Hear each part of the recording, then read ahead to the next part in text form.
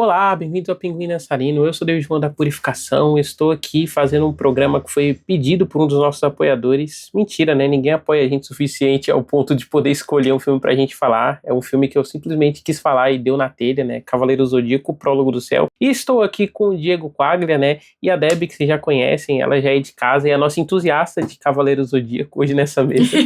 E mais sobre o filme logo depois da abertura. Mesmo se Athena não nos quiser mais, nós continuaremos sendo seus leais guardiões. A prova de que somos cavaleiros não é a armadura ou a existência de Athena.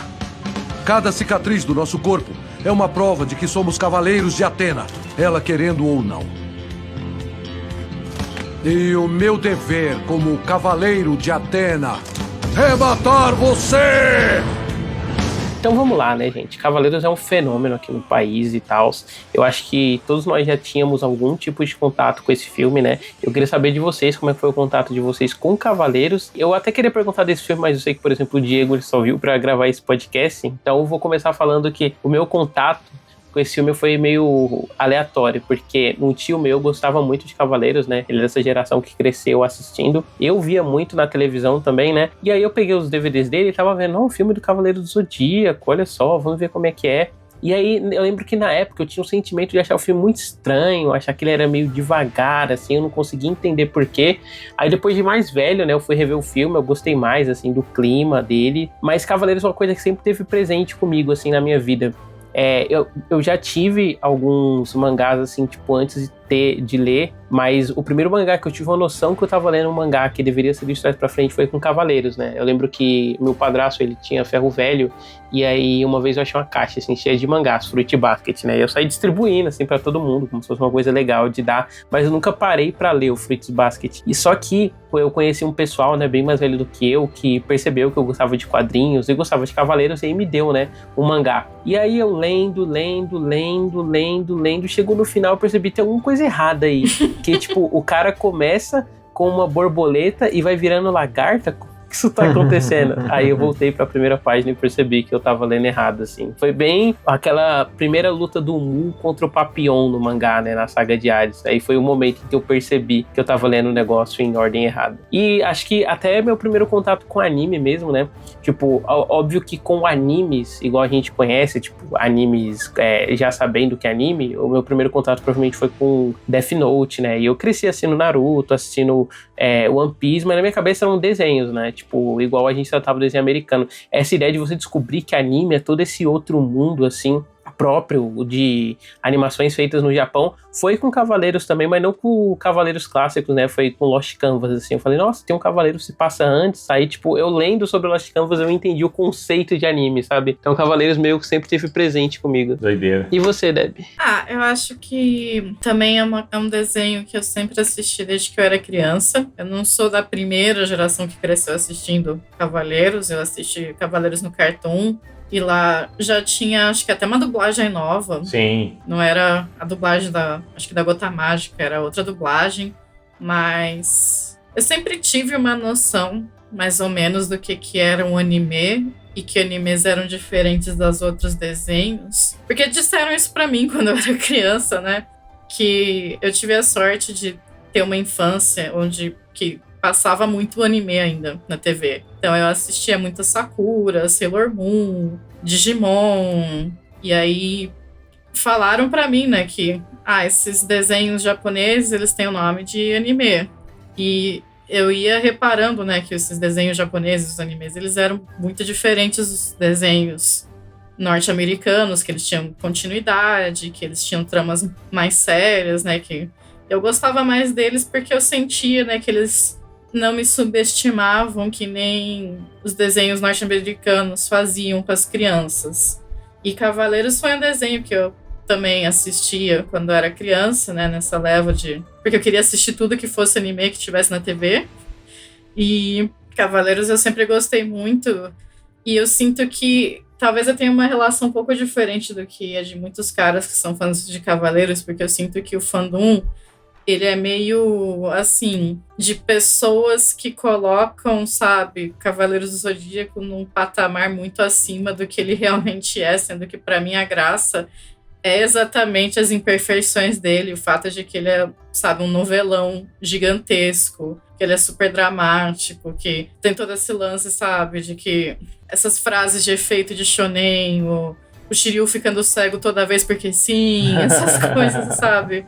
É exatamente isso que eu gosto de Cavaleiros do Zodíaco. Eu não tenho nenhuma ilusão quanto ao fato de que Cavaleiros é bom, assim. Eu acho que ele é icônico. Se ele é bom, aí já é outra história, especialmente o mangá, mas assim, eu acho que ele tem um espaço muito importante na cultura pop, não só do Brasil, mas também de outros, do próprio Japão, né? A Clamp, que são as autoras de Sakura e Hey Earth. A Clamp começou fazendo doujinshi, né, fanzines yaoi de Cavaleiros do Zodíaco, e acho que Shurato e Capitão Tsubasa e coisas assim, então... E Jojo também. E Jojos. Né? Basicamente todos os shonens que eram populares nos anos 80, elas começaram fazendo doujinshi disso.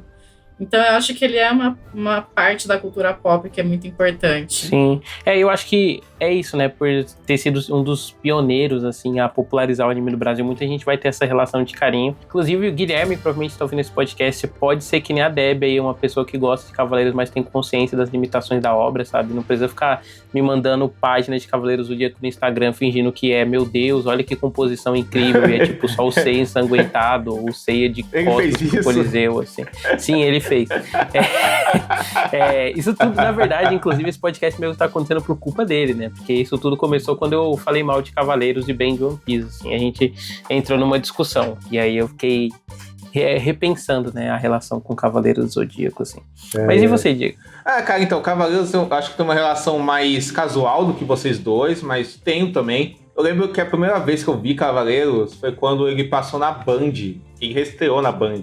Assim, e se não me engano, ele já reestreou na Band com uma dublagem nova também. Eu acho que ele deve ter reestreado na Band na mesma época que ele foi exibido no Cartoon Network, né, assim. Foi na época que ele foi redublado pela Alamo, que antes a dublagem era da Gota Mágica, e depois a Alamo assumiu, e aí quando a Alamo fechou foi pra do Brasil. E basicamente é o mesmo elenco, né, em sua maioria, né, assim, né, da dublagem da Gota Mágica, né, pelo que eu sei, assim, né, tipo... Sim, é isso mesmo. Eu acho que é o mesmo elenco, mas a dublagem da Gota Mágica tinha um monte de erro de tradução, isso que eles tiveram que refazer. O áudio era ruim também, né, do pouco que eu vi, né, assim...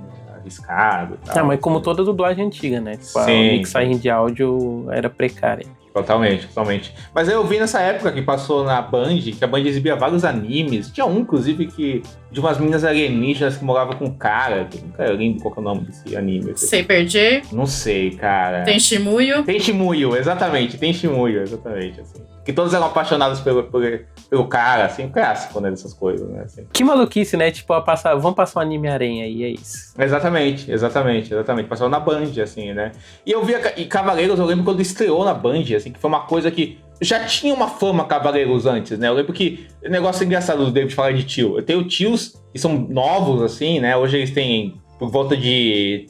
final dos 30, 40, assim, e eles viam Cavaleiros, né? Eles falavam de Cavaleiros quando eles viam lá na manchete e tal, assim, né? A mesma faixa de idade do meu tio que tinha esse DVD. Então, e Cavaleiros tinha essa aula de, coisa foda, Cavaleiros.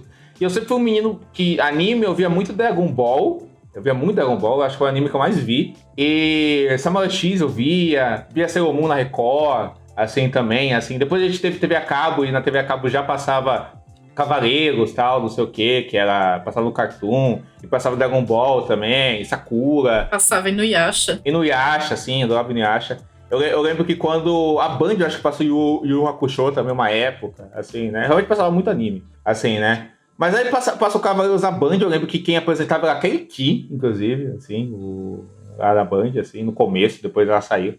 E eu via muito, gostava, eu fiquei muito impressionado no começo com a violência, sabe, assim, isso me impressionou, moleque, né, assim, né, tipo, eu acho que no primeiro episódio o Sei arranca o ouvido de um cara, assim, eu já fiquei, uau, e sai 30 litros de sangue, né, pô, você vê sangue num desenho, você não tem, né, você então, você fica, né, nossa, esse desenho é sério. É sério, exatamente, né, assim, né, isso é uma coisa que me chamava a atenção em anime, né, como eles tinham essas diferenciações, assim, sabe, a gente não sabia porquê, mas já tinha essas diferenciações. Eu via Cavaleiros, tal, na Band, depois no Cartoon, assim, gostava, acompanhava, Eu achava ele meio engraçado. E você criança, você vê uma coisa que destoa, tipo... Eu lembro que tinha uns episódios que as crianças apanhavam, assim, sabe? Que eu falo, nossa, as crianças apanhando em flashback. E tinha um clima muito pesado, meio de novela, assim. Eu ficava, caramba, gente, o que é isso, assim, sabe?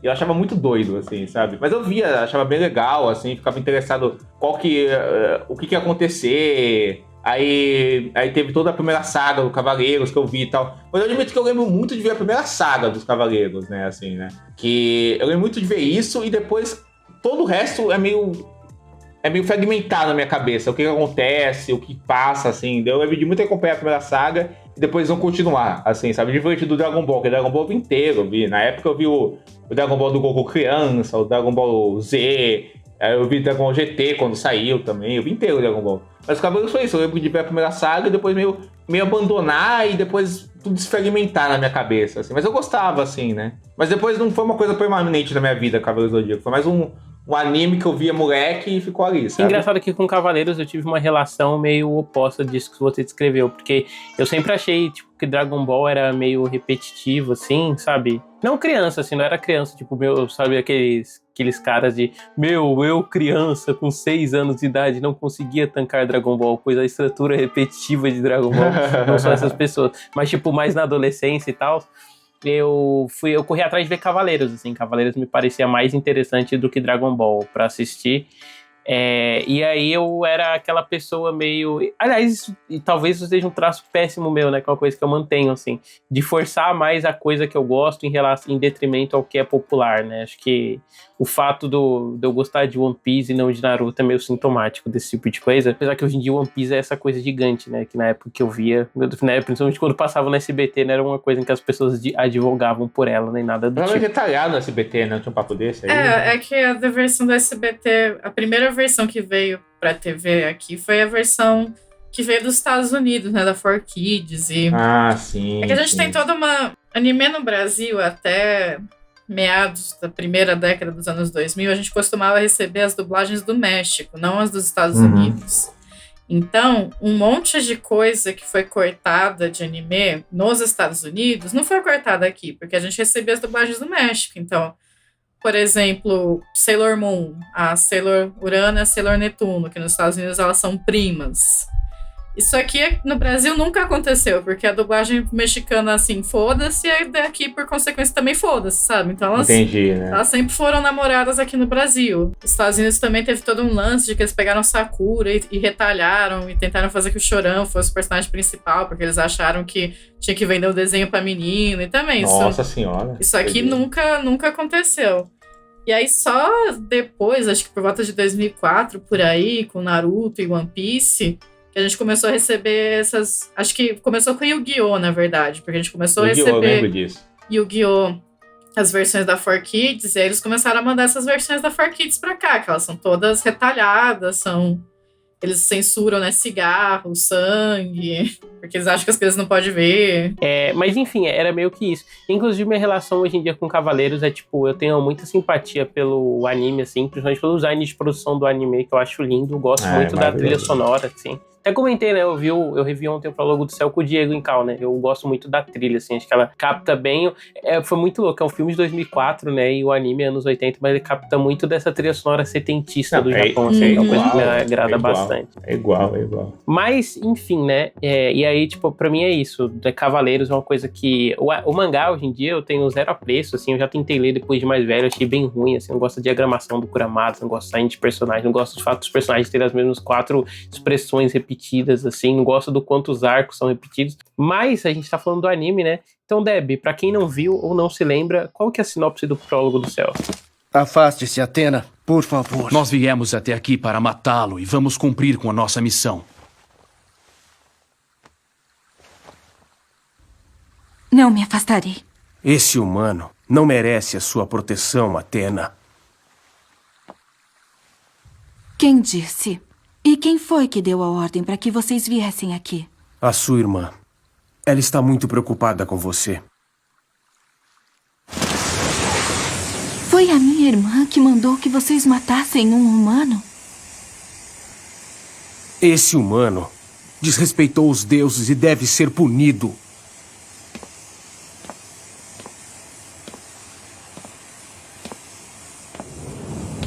Eu não vou permitir que façam mal a ele.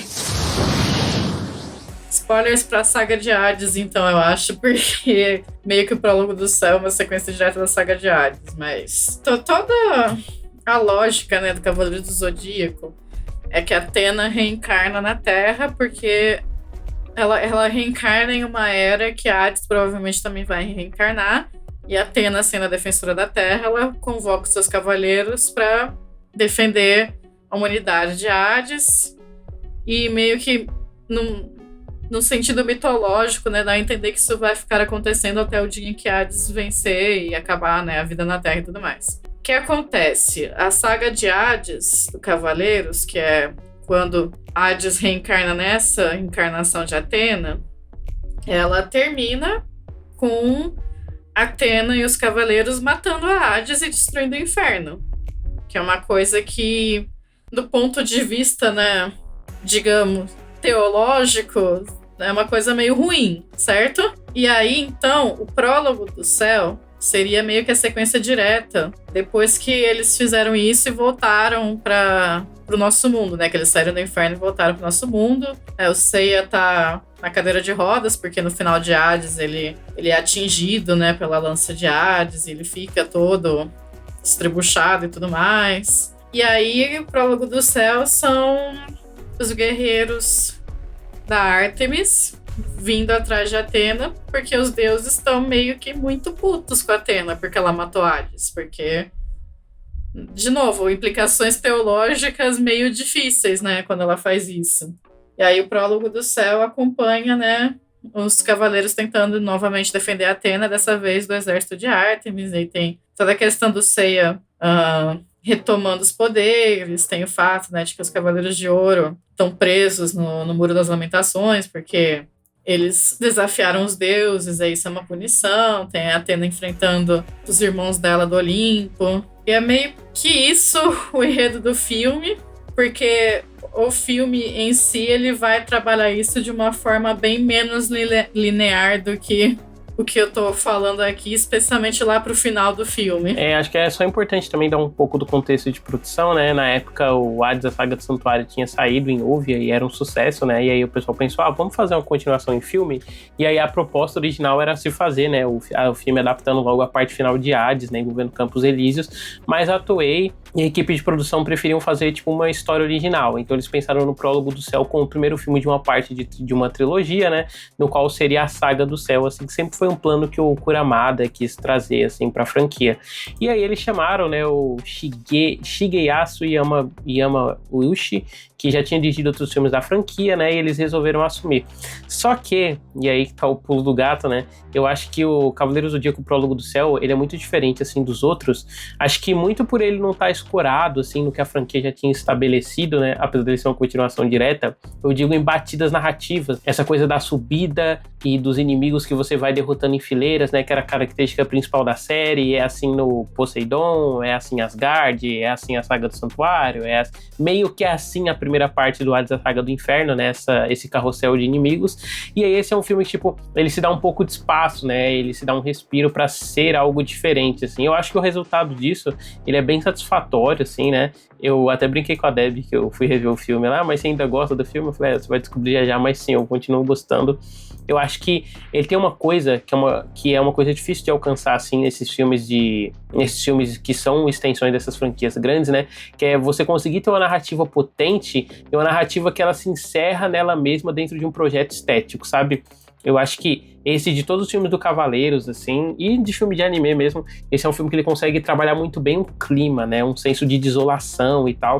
Gosto bastante do uso das paisagens. Tem até um comentário no Letterboxd que brincou que o Bergman tinha feito um anime, mas pra mim ele em vários momentos, eu entendo de onde veio esse comentário, né, porque é um negócio sobre fé e tal, mas pra mim ele tem muito mais uma coisa bressoniana, assim, no uso dos espaços, né, e no abandono que a gente sente por eles, né. A gente vê o santuário ele foi todo destruído, ele foi todo reimaginado, confinado dentro daquela coisa estéril, né, com vidro e a água dominante. Eu acho que até o jeito que o filme usa a água enquanto um signo mesmo, né, tipo, essa coisa de uma pureza mesmo sendo, meio que sendo corrompida, e tipo, o sangue de Atena pingando na terra, sabe, são esses paralelos, assim, que são fortíssimos, essa coisa da terra, tipo, sendo invadida pela Ártemis, né, e aí, tipo, essa ideia da corrupção, né, acontecendo, assim, eu acho esse tipo de coisa muito bonito. Eu acho que o filme estabelece muito bem esses signos, e ele cria muito bem uma lógica visual interna, né, tipo, essa coisa, por exemplo, das armaduras, elas continuam no filme, mas aqui elas dão lugar para aqueles roupões, que eu acho muito bonito, né, é aquela coisa que ela é muito mais grega, assim,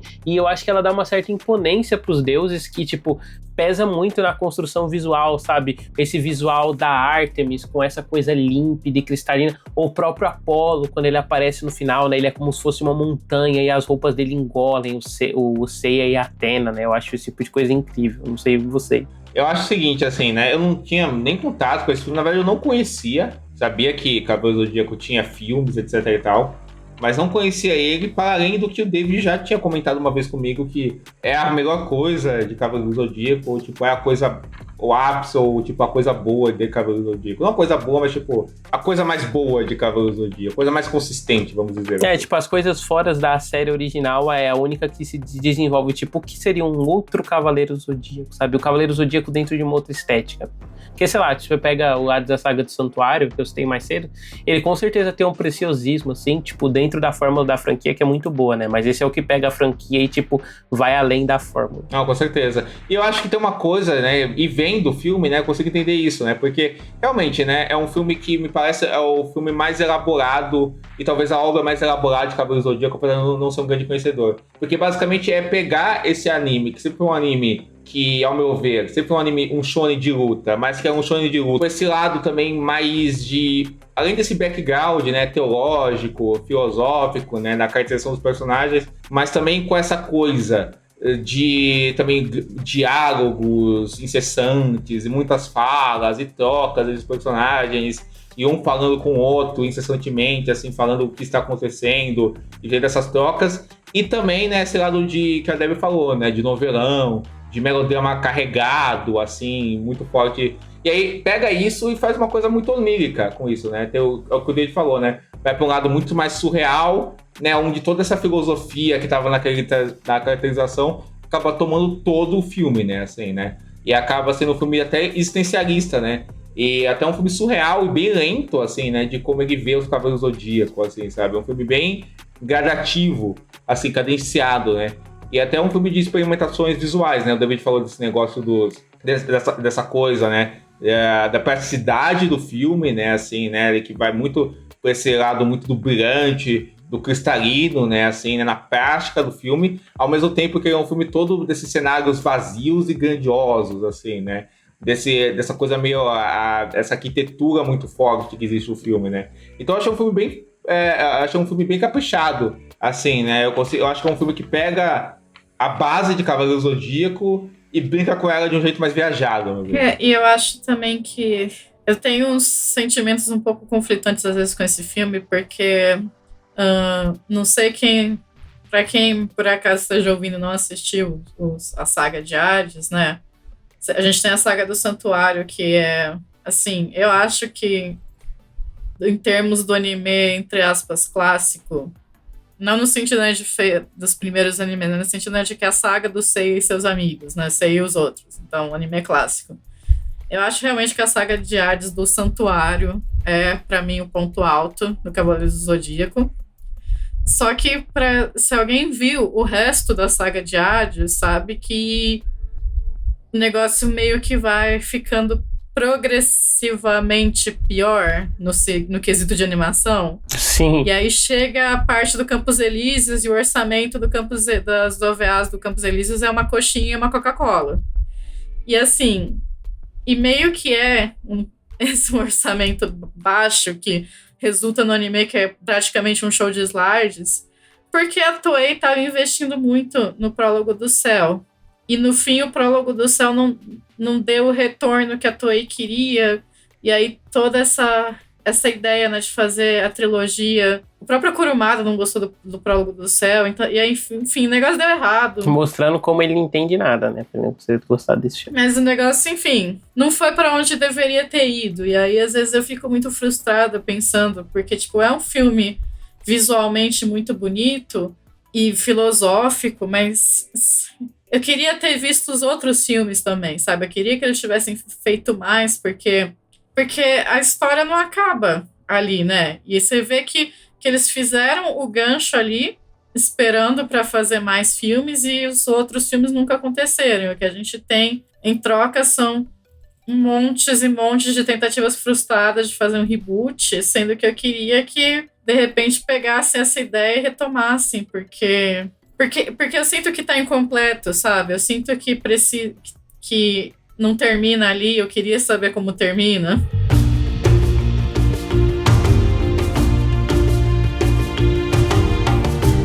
Mas uma outra coisa que eu gosto bastante, assim, no filme eu acho que de todos, né, de tudo que foi feito de Cavaleiro Zodíaco, tipo, pra além da saga do Santuário, assim, eu acho que esse é o filme que melhor sintetiza, assim, visualmente, esse conflito, né, dos deuses com a humanidade, né, tipo, essa questão de como a Ártemis e o Apolo são trabalhados, assim, o contraste deles com a Saori, né, e a Saori, tipo, sendo essa deusa mais humana, ela sangrando, né, tipo, esse paralelo do sangue ser o que torna a pessoa humana, né, e é o que é apresentado no começo, ou quando ser empalado lá pelos guerreiros celestiais, que são anjos, né? Eu acho que é muito disso, sabe? Esse conflito do o que é realmente um homem desafiando um deus, sabe? Eu adoro, inclusive, que no final tem todo aqueles title cards, assim, tipo, questionando, quando um homem desafia o deus, o que acontece? O que os deuses irão perdoar, sabe? Tipo, o filme termina com essa indagação, assim, filosófica, que é uma coisa muito bonita. Eu acho que o melhor jeito de escrever esse filme é que, tipo, esse filme é o Angel Zeg feito no universo de Cavaleiros Zodíacos. Sim. É interessante.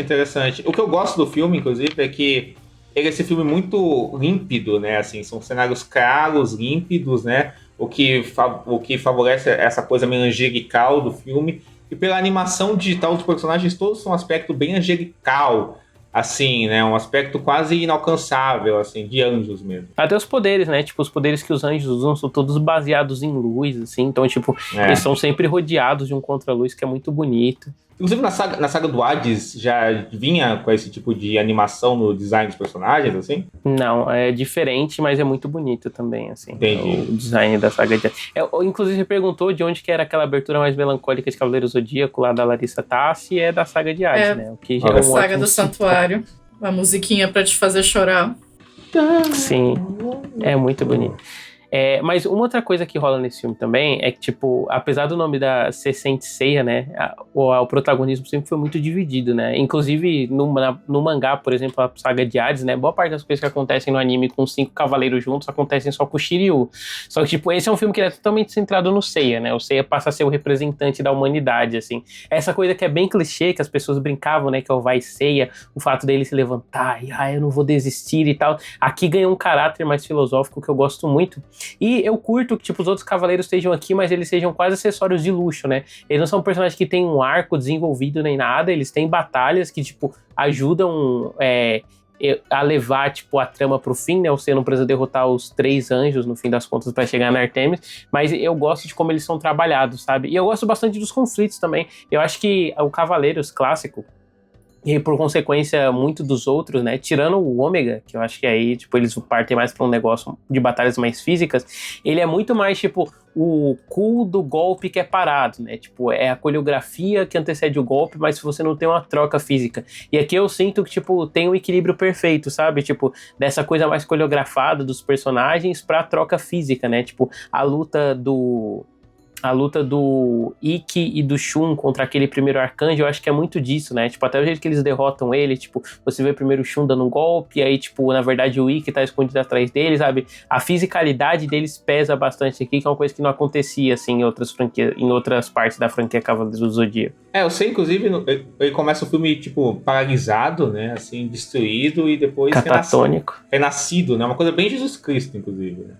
Tem uma hora que ele não consegue mais sentir o cosmo dele, aí ele apanha da China. Eu adoro essa parte dele apanhando dela, desculpa. Porque o meu problema com Cavaleiros às vezes é exatamente que é Saint Seiya, e pra mim o Seiya é um dos personagens menos interessantes de Cavaleiros, e aí... Mas eu acho interessante a forma, né, como eles constroem ele perder a capacidade de sentir o cosmo e ter que ir recobrando isso aos poucos. Aliás, esse filme apresenta um personagem, né, que, tipo, acho que depois ele volta em um outro momento da franquia, mas, desculpa, eu já tô muito velho pra acompanhar Cavaleiro do Zodíaco hoje em dia. No máximo, sei lá, eu leria o Lost Canvas, porque eu comecei e nunca terminei. Não, terminei sim. Então, desculpa, não vai rolar Cavaleiro do Zodíaco. Mas apresenta o Toma de Ícaro, né, que é um dos anjos, assim, o guardião da Artemis, que é um personagem bem interessante, né, ele é meio que a contraparte do que é o Seiya pra Saori, só que pra Artemis, né, até esse negócio, né, da irmã dele ser a Marinha, assim, que é uma desconfiança que o Seiya tinha por muito tempo dentro da série, né, que tipo, o Seiya faz tudo isso pela irmã dele, que é a Seika. Ele sempre acreditou que a Marin, na verdade, fosse a Seika, que não podia revelar o rosto pra ele, né, porque as Amazonas não podem revelar um rosto pra um cavalo, nenhum homem, a não ser que ela mate eles ou escolha amá-los, né, tem esse estigma. E aí, tipo, isso de voltar com o Toma, eu acho que é bem um sintoma, assim, dos dois seriam paralelos, né, de um pro outro. Inclusive, eu gosto que, tipo, ele despreza o Seiya o filme inteiro, né, esse é meio que o arco dele, e no final ele aprende, tipo, o valor da humanidade meio que tá intrínseco ao que é o Seiya, né, essa coisa de você não desistir, de você seguir em frente, assim, que é um negócio muito clichê de Battle Shonen, mas eu acho que aqui a imagética compõe muito pra que você sinta isso com peso de fato, sabe, todos esses momentos mais contemplativos que o Toma tá naquele espaço onde os deuses existem, assim, que é aquele espaço meio neutro, onde só existe a lua e aqueles pilares, sabe? Eu acho muito bonito. De verdade, eu acho que é um filme muito bonito, mas é um filme que me frustra, porque é um filme, né, ele é um prólogo. Então, pra mim, ele é um prólogo, né, o que poderia ter sido e o que a gente recebeu em troca.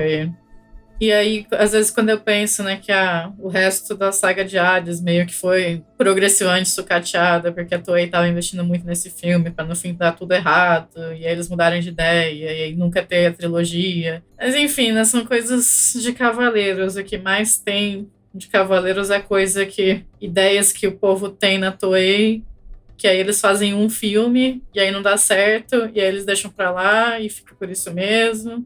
Essa coisa que o David falou, né, da construção do filme, assim, acho interessante e engraçado, né, que a Debbie tá falando isso, não tem tanto, além de apego, né, nem se tanto esse peso, né, que o filme tem, né, do que aconteceu, do que não aconteceu, isso não pega pra mim, mas é curioso, né, como o filme, uma coisa que até me deixou perdido no começo dele é que, ao mesmo tempo, né, Cavaleiros tem esses diálogos que eles se explicam sempre, né, tipo, eles estão sempre se explicando no texto, tal, explicando quem é quem e tal, assim, né, o que está acontecendo, tal, as motivações, tudo, mas ao mesmo tempo é um filme que te joga mesmo naquele mundo e, né, continuando coisas assim como se você soubesse daquilo, né, assim, né, então eu admito que eu fiquei meio perdido no começo do filme, nesse sentido, né, assim, né, e depois eu fui me achando no filme, né, e eu acho que o que o filme faz bem, ao meu ver, é esse senso de quase uma exploração meio de clima, de vibes, assim, né, porque quando ele tá falando desses cenários, né, e dos conflitos personagens por esses cenários, né, é como mais do que as lutas representassem, tipo, lutas de confronto pra você seguir a trama e tal, né? Elas representam uma coisa meio de vibes, de clima, de atmosfera, assim, sabe? Como se você estivesse sentindo uma coisa que é abertamente sensorial pra você se colocar dentro da energia daqueles personagens mesmo, assim, né? E dos conflitos que eles passam, tipo... que são muito... uma coisa bem... ao mesmo tempo bem dolorosa, né? Bem à flor da pele, mas muito calma também. É um filme que também é extremamente calmo, apesar desses conflitos todos. Sim. Então a serenidade que perpassa a narrativa, que é muito gostosa, né, de acompanhar. Essa é a palavra. Serenidade. Mas é isso, né? Eu acho que também fica muito no... porque é curioso, porque ao mesmo tempo ele é isso, mas ele é um filme de cavaleiros bem direto, né? Só que talvez com outro clima, né? E outro direcionamento, né?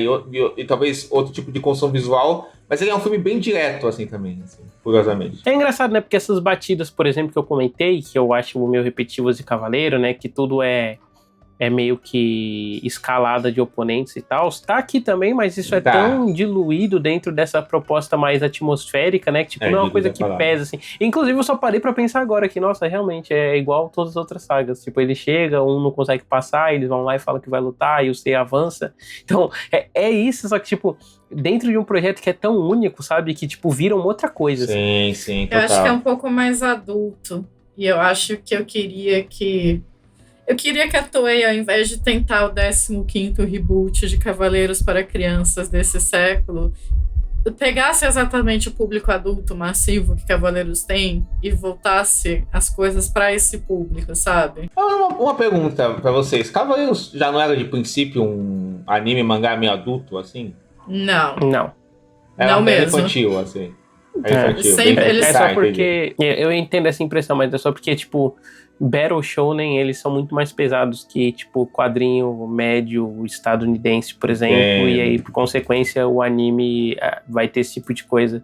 Mas, sei lá, por exemplo, você tá lendo a Ashita no Joe, que é um mangá da Shonen Jump agora. É. E aí, tipo, ele tem todo um contexto social que é pesadíssimo, mas não deixa de ser, tipo, um mangá feito pra Não, menininos de 12 a, Enquanto sei lá, juvenil, 16. total.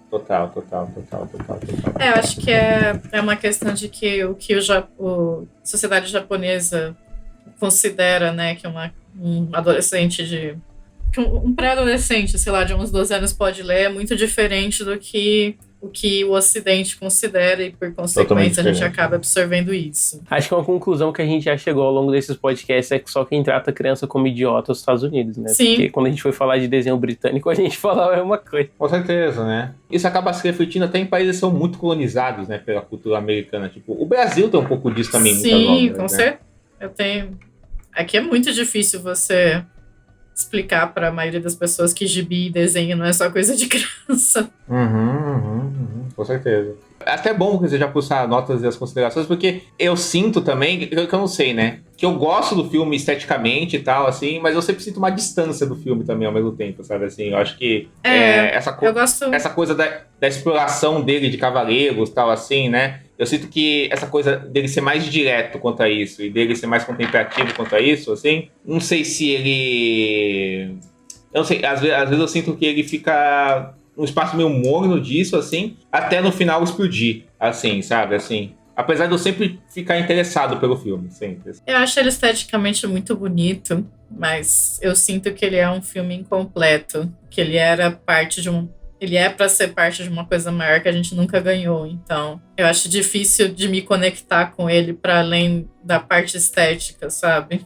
É curioso, esse sentimento tipo dele ser incompleto, eu não sinto tanto, acho que ele é como algo próprio, ele existe bem. Mas eu sinto sim, com certeza grita pra mim que ele é parte de algo que, pelo que você está falando, não teve continuidade. Eu consigo ver que ele é tipo um novo começo, talvez, assim, que não teve prosseguimento, assim. Talvez, assim. É que como no final, tipo, termina com ele riscando o rosto do Apollo, né? Tem todo esse peso maior, assim. E o próprio reencontro dele com a Saori, assim, Sim. não tem uma explicação clara, né, direta, é um negócio mais subentendido, assim, quase metafísico, tipo o final de Evangelion, sabe? Sim. Do Shinji com a Asuka, nessa criação desse novo mundo. Eu acho que acaba soando como uma finalização, mesmo que, tipo, também soe como um começo, sabe? Uhum. É, bem isso mesmo, total.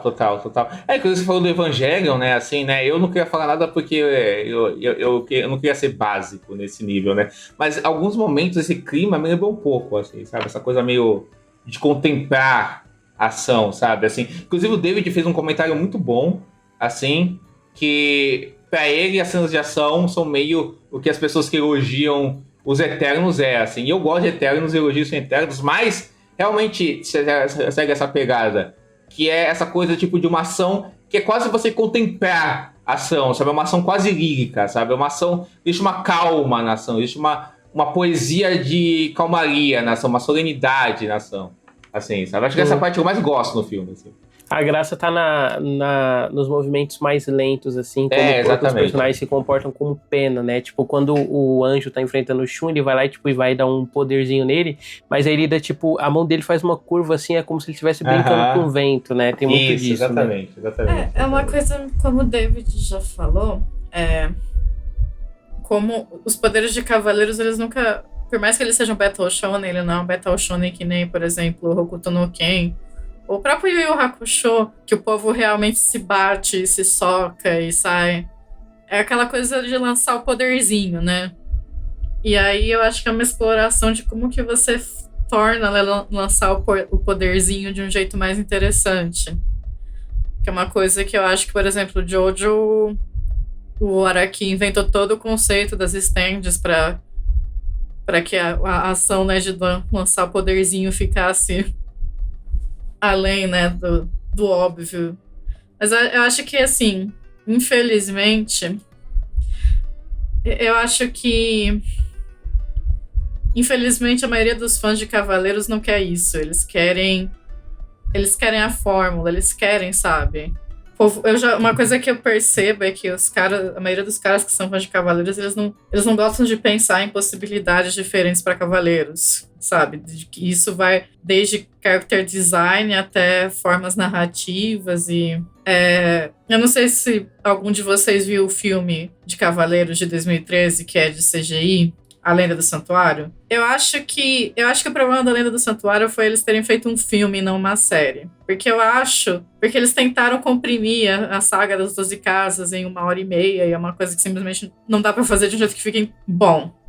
Mas eu gosto muito do character design desse filme. Eu acho que muitas das ideias de character design desse filme eram muito interessantes. E se eles tivessem, por exemplo, feito uma série, dado mais tempo para o negócio de se desenvolver, talvez tivesse ficado bom. Só que, de novo, os fãs clássicos, os fãs, eles não gostam, não querem, tem que ser daquele jeito de sempre, eles não aceitam nada diferente, e por isso que eu acho que acaba ficando sempre preso na mesma fórmula, porque toda vez que tenta fazer alguma coisa diferente, o povo vai lá e reclama, e a Toei aborta a missão, e aí a gente volta a estaca zero.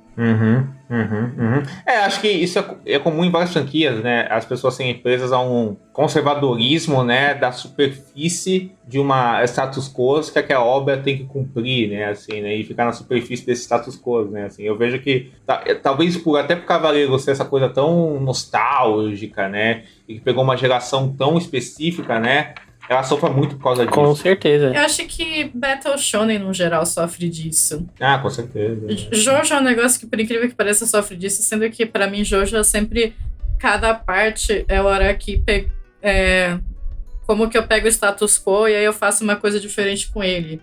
Meio que... Essa é a proposta do negócio, e mesmo assim, toda vez o povo reclama, sabe? As pessoas são, no geral, muito conservadoras, né? E prezam status quo em obras populares, né? Então acho que isso é uma constante, né? E como o Battle Shonen é esse tipo blockbuster, né? Do anime, do mangá, né? Acho que isso acaba sofrendo muito disso, né? Além das questões, né, do público específico também, né? Assim. Sim. Inclusive, ontem eu fui falar, né, que eu queria ver o prólogo do Céu Legendado, porque já vi sido dublado várias vezes, né, o Logo da Vida. E aí, o menino que eu já citei, ele, nossa, como assim? Você não quer ver a frase que não sei o que? Não, eu quero ver igual eu vejo um filme normal, entendeu? Que é isso, sabe? As pessoas meio que querem mais confirmar uma nostalgia que elas têm do que, tipo, pensar na obra enquanto obra mesmo. Uma pergunta, assim, né? Acho que também tem um fato. O Cavaleiro Zodíaco, tipo, ele é meio também... Ele é tipo o primeiro anime que fez sucesso no Brasil, assim, sabe me dizer isso? Assim, sabe? É que assim... Anime no Brasil a gente tem desde os anos 60, na verdade, né? Mas é que for chamado de anime, aí eu já não sei. Porque eu sei que, por exemplo, passou no Brasil Princesa Cavaleiro, passava um monte de desenho do... Dom Drácula. Então, só que assim... Speed Racer. Só que quando eles passavam, eles não falavam, eles não chamavam de anime, sabe? Era só mais um desenho. Então, provavelmente, né? Muita gente que assistiu na época que passava, nos anos 60 e 70, pode ser até que nem tenha noção de que, tava vendo anime, porque não era uma coisa que se fazia propaganda, né? Só que assim, eu não peguei a época da TV Manchete pra poder dizer se a Manchete vinculava os animes já chamando de animes, e se isso era alguma coisa que fazia parte, né, da publicidade, porque pode ser que sim. É que tem toda essa mística, né, do Cavaleiro Zodíaco, eu acho que ajuda nisso, né, tipo, ser o anime que foi o anime influente para os animes no Brasil, e aí tinha revista que falava sobre, e criou esse fandom, assim, reuniões, assim, até que eu acho que, sei lá, Cavaleiro Zodíaco, Chaves, são ditas como as primeiras coisas que associaram uma fama de dubladores, assim, depois isso passou para várias coisas, sabe? Então acho que esse marco histórico também acaba sendo uma faca de dois gumes, nesse sentido, aqui no Brasil especificamente, eu acho. Sim. Mas e aí, suas notas e considerações finais sobre Cavaleiro Zodíaco Prólogo do Céu? Começando pela Debbie. Perfeito. A nota que eu dou pro Prólogo do Céu, acho que de 0 a 5, eu daria um 3,5. Exatamente porque, de novo, eu sinto que ele é um filme que tá incompleto. Eu sinto que tem... Esteticamente, eu acho ele muito bonito, mas eu sinto que na parte da história, claramente ali tinha... Eles estavam tentando ir pra algum lugar e nunca foi pro lugar. E isso me frustra quando eu assisto, sabe? Porque Porque eu quero... Toda a forma que ele termina, né? Sabe? Saber que não tem mais nada depois disso, eu acho muito frustrante. Diego. Eu gosto do filme, gostei do filme, achei bem legal. Uma boa... Não vou dizer boa surpresa, né? Assim, porque o David já tinha me falado que era bem legal mesmo, assim. Mas foi não imaginaria, né? Um filme desses, da imagem que eu tinha da franquia Cavaleiro Zodíaco, né? Um filme tão cadenciado, né? E com esses experimentalismos até imagéticos, né? Assim, que ele faz. Então eu gostei bem. Assim, eu admito que me incomoda um pouco, às vezes, tipo, os diálogos, assim, me incomoda, assim, sabe? Eu me senti meio perdido, às vezes, assim, no filme, sabe? Assim, às vezes eu senti que ele tava dando voltas, mas no geral eu gostei bem, assim, porque eu acho que ele consegue fazer essa criação de clima e de atmosfera, e como isso acompanha uma certa visão mais lúdica, né? Mais onírica e mais surreal que ele tem das questões filosóficas e religiosas que o Cavaleiro do Zodíaco sempre teve em caracterização que me pegam, assim, sabe? Então eu gostei bem, assim, sabe? Acho que, inclusive, né, os momentos de cartaz dos personagens são muito poderosos, assim, tipo o final do Seiya e tal. Então eu vou dar 3,5 também, 3,5 no coração, gostei bem legal. Cara, minha nota vai ser surpreendentemente a maior, assim. Até porque é engraçado isso, né? Eu sou a pessoa que mais costuma falar mal de Cavaleiros da maior nota pro filme, assim. Mas é que realmente me pega muito esse clima dele, esse tom solene, assim. E tem uma coisa que eu não sei porquê, mas talvez eu tenha que estudar isso, mas... A imagética de vidro é uma coisa que eu descobri que me pega muito, sabe? Tem isso mesmo. E sons de vidro também, assim. Por exemplo, tem uma música da trilha sonora de Death Note, que é o Death Image, que é aquele... Que é essa coisa, esse som, né? Essa coisa como, tipo, o vento ecoando no vidro. Assim, acho muito bonito, né? Eu acho que o filme ele consegue equilibrar bem, tipo, todo esse tom mais onírico, essa coisa mais pura e cristalina celestial que ele tem, sabe? Com esses elementos de guitarra mais carregados, essa trilha mais setentista, assim, gosto bastante do filme. Com certeza, tipo, eu queria ter visto mais da continuação, pena que não rolou, né? Pena que, tipo, foram para outros caminhos aí com Ômega, os filmes de CG, a série merda que tá saindo na Netflix, não vai mais né? sair, eu acho. E o live action. Acho que a série não vai ter, pena, né? Não vai rolar, não. Que pena. Ixi. Mas é isso, é um 4 sólido, assim. E infelizmente, não foi dessa vez que Cavaleiros conseguiu ter uma franquia boa, mas quem sabe no futuro.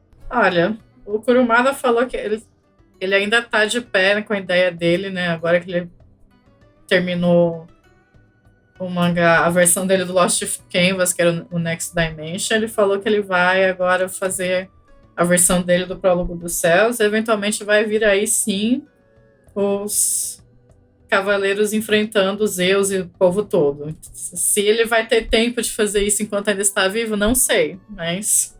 Ele tem quantos anos, esse cara? 70 e alguma coisa? Dá pra fazer, lógico. Que isso, assim.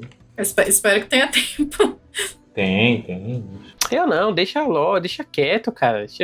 Porra, já tô muito cara tropa de essa merda pra lá, velho. Vai fazer outra coisa da vida. O cara ficou os últimos 20 anos fazendo Cavaleiros do Zodíaco. Ele tem outras Next obras Dimension, Cavaleiros do Zodíaco? Ele tem Rig no Kakeiro, que é um mangá de boxe. Que também fez muito sucesso no Japão. Sim, esse é tipo a coisa mais vendida dele no Japão, sabe? Se horror, você levar em conta o número de volumes, assim. Ele tem um que já saiu aqui no Brasil, que acho que a Deb vai saber o nome, que é tipo GTX, BTX. né? Que é tipo um outro mangá de cavalo. GTX. De B. Entendi. Que é o BTX. Então, BTX. é um autor que tem mais amplitude, então. Entendi. Sim. Mas o design de personagem dele é sempre o mesmo, assim. Se você olhar, eu vou até mandar Ele no chat, sempre usa os mesmos mas designs. se você olhar os personagens de Rig no Mas Kakeiro, isso é uma você vai coisa ver que, tipo, eles são iguais. mangakas da geral, ele aprendeu a fazer mangá com uma geral. Com Tezuka, né? E eles faziam isso. O Tezuka, o Shotaro Ishinomori, era... Caraca, igual! Não, eles chamavam isso de Star System, que é você tem um monte entendi. de... Você faz os designs dos personagens e você vai usando de novo como se fossem atores. O Tezuka chamava os designs dele de atores, na verdade, né? Aquele cara de bigodinho que sempre tinha as coisas dele. Então, era como se os meus personagens são atores, então eu tô usando esses personagens, eles já têm esses arquétipos, então você já sabe o que esperar desse personagem. Aí eu posso ir aqui e subverter. É até influência da Disney, né? Porque o Mickey Mouse meio que é um ator dentro dos filmes da Disney. O caso do Donald, né? Sim. Pateta. Com certeza, com certeza. Mas eu não quero sair do assunto, sabe? Mas é curiosidade mesmo. Ia perguntar se aquele Lost Canvas, ele é bem falado também, ou não? Assim, né? Esse negócio de Cavaleiro de Zodíaco. Sim, não. mas assim. ele é tipo ele é uma continuidade alternativa, sabe? Olha só. Ele é tipo Caramba. mostrando a época do Doko, que é o Cavaleiro de Libra, e o Xion, que foi o mestre do Mu, Cavaleiro de Ares, no século XVIII, que foi a outra batalha contra o Hades. Então tá mostrando. Entendi. Porque quando a gente chega na saga de Hades, a gente descobre que essa guerra que a Athena trava com Hades, ela acontece de cada 200 e X anos, sabe? Então, o Lost Canvas é a última, que eles chamam de Guerra Santa, inclusive. Então, o Lost Canvas foi a última Guerra Santa, assim, aí você acompanha a história meio que sabendo que todo mundo vai morrer, né? Que só vai sobreviver o mestre do Shiryu, que é o Do, Xion. e o Xion de Ares, que é o mestre do santuário que é assassinado pelo Saga no começo da Saga das Duas. E tem toda essa parte, né? É isso que eu falo, né? De que por mais imperfeito que seja Cavaleiros, eu gosto desses detalhezinhos do lore, né? Porque é uma coisinha quase teológica, né? Essa ideia de que Athena e Hades vão ficar se enfrentando até o dia que Athena perca e Hades finalmente vai conseguir varrer a vida na Terra.